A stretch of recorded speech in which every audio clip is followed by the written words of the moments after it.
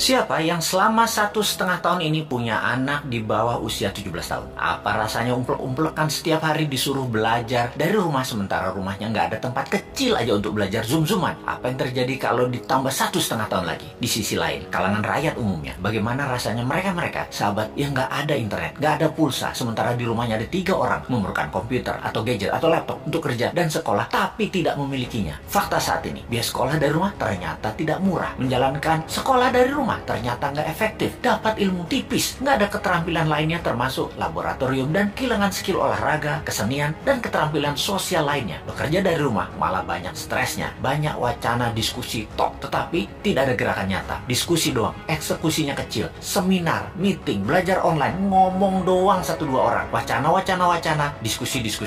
Rekening mah minus juga. Saat ini dunia bergeser jauh. Berapa lama kita akan menjadi seperti ini di bawah serangan virus? Jawabannya, kalau gini cara mengelolanya, selamanya, setidaknya sampai tahun 2025. Demikian kata WHO dan World Bank. Waduh, paling cepet 2023 awal deh. Tetap aja lama. Maunya tahun 2021 ini paling lama selesai deh. Vaksin deh tuh 100% orang Indonesia. Pertanyaan lagi, apakah selesai COVID? Ya nggak tahu juga. Menurut Ngana, selesaikah COVID ketika 100% manusia Indonesia sudah divaksin? Jawabannya nggak tahu. Misalnya, manusia setelah divaksin, efeknya tingkat kematian dan fatality-nya menurun. Tetapi tetap bisa kena. Dimana kalau kena ya isolasi mandiri, katakan 10 hari. Setiap hari ada 30.000 orang bergantian bergiliran. Tiap hari ada 30.000. Karena 10 hari di isoman, maka yang dikurung hari itu adalah 300.000 orang per hari yang terkurung gantian sampai 100 juta orang. Gitu ya, 2 tahun itu bisa tercapai. Bisa lebih. Serem amat ya kalau ini terjadi. Untuk mencapai 60% populasi yang benar, ya bisa 2 tahun lagi, mungkin bisa 4 tahun lagi. Kalau hal ini terjadi, maka bukan hanya ekonomi yang ambiar, tetapi keterampilan sosial anak kita, keterampilan lainnya hilang. Bisa terjadi generation gap yang parah, di mana di tahun 2045, 24 tahun lagi, mereka usianya yang sekarang 10-20 tahun itu adalah mereka menjadi tulang punggung angkatan kerja dan usaha. Mereka, bayangkan, tidak punya keterampilan yang mumpuni. Maka angkatan yang usianya 50-70 tahun di kemudian tadi masih tetap bekerja dan ini tidak efektif. Maka gawat kalau bernegara tidak ada yang memikirkan hal ini, tetapi lebih memikirkan tenaga kerja asing bagaimana bisa masuk terus dengan dilindungi pejabat paling berkuasa. Alhamdulillah berhasil masuk terus. Itu lebih penting baginya sekarang. Saat ini generasi mendatang, ngapain gue pikirin katanya. Yang penting saat ini lagi berkuasa, gak ada yang boleh halangin. Pokoknya gigi 5, gaspol, gue harus kaya. Lalu siapa yang urus generasi muda yang sudah 1,5 tahun ini dikurung di rumah? Ditambah masih ada kemungkinan dikurung lagi 1,5 tahun lagi. Kita urai masalahnya. Kalau anak usia saat ini 7-11